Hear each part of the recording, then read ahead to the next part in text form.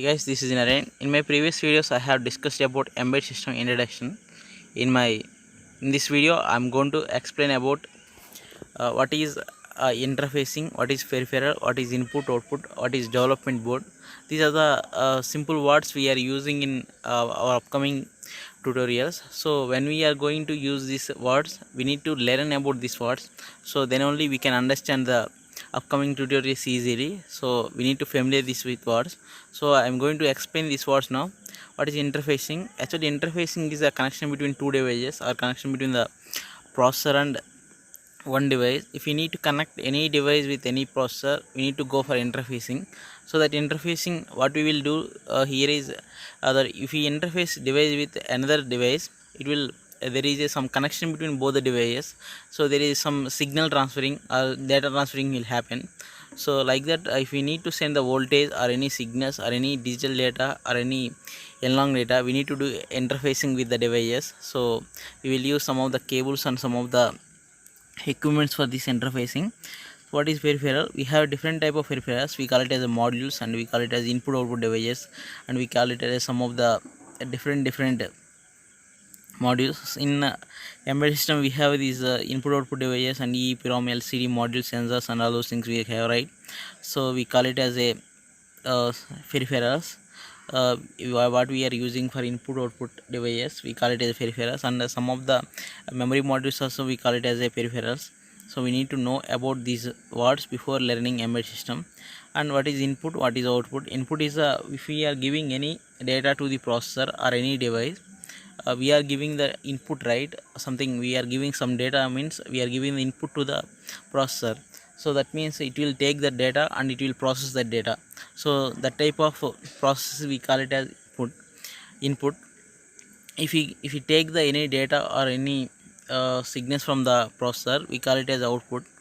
So we are taking the data from the processor, right? So we call it as a output. And some of the device also will take the data from processor. That means if LCD, it will display the display the if you take the data from the processor and it will display in the display.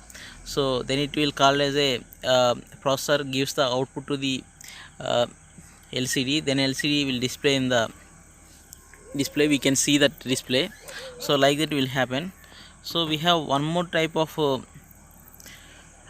output, we can say. If we give the any volumes, right? If we give any if we play the songs, it will the data is coming from the processor and it will go to loudspeaker. Then we will see hear the sound, right? That sound we call it as output. Like that also we can say this is the output outcome from the processor or any device or any human, we call it as a output. So what is microprocessor and what is microcontroller? So most of the people have confusion about this microprocessor and microcontroller. So they mostly don't know about this microprocessor and microcontroller difference. So I am going to explain this topic now. What microprocessor is a programmable chip and microcontroller is a programmable chip. So what will happen is a microprocessor, we have in microprocessor we don't have any memory. We doesn't have any memory to in the chip. We doesn't have any memory in the chip.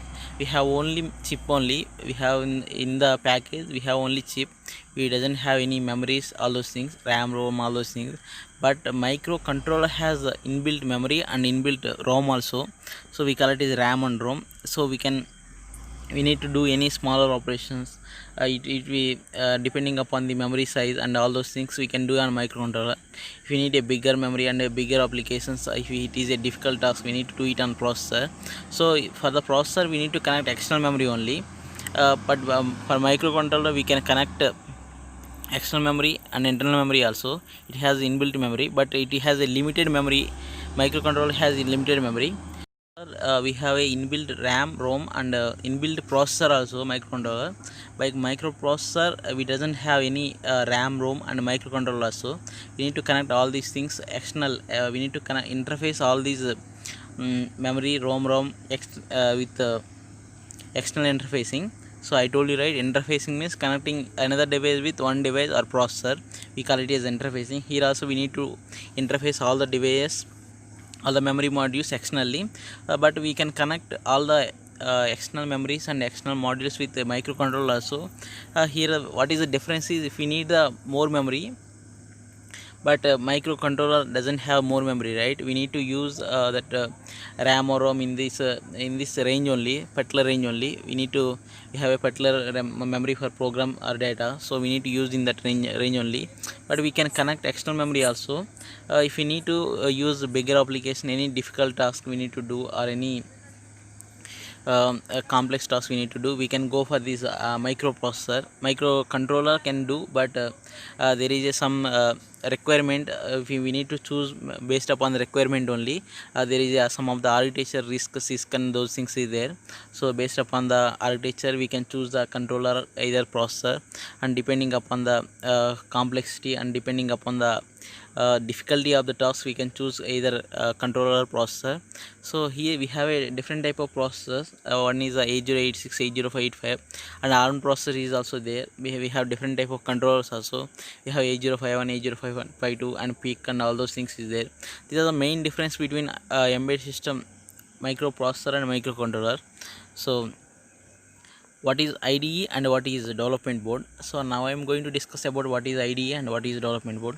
As well, IDE is a tool. It is one of the software we can use. We can write the code. Here we can compile the code, and here we can uh, uh, change the high level code into low level code. This is the IDE tool. Here we need to work. We have a key IDE, some of the Qt creator, all of these advanced creators also we have in recent days. So what is development board? I can say development board is the one of the motherboard. It has all the components assembled in one place. That means all the components shouldered at one place. So we have a in the background we have interface between each component, and we have a PCB tracks between each component. So if we need to do any project, all the components in that board, right, we can easily do the project. So we can call it as a development board. It is already ready-madely developed board, so we call it as a development board. This is my video about embedded system second tutorial. If you like this video, please do subscribe, and if you like this video, please do share with your friends. Okay friends, thank you.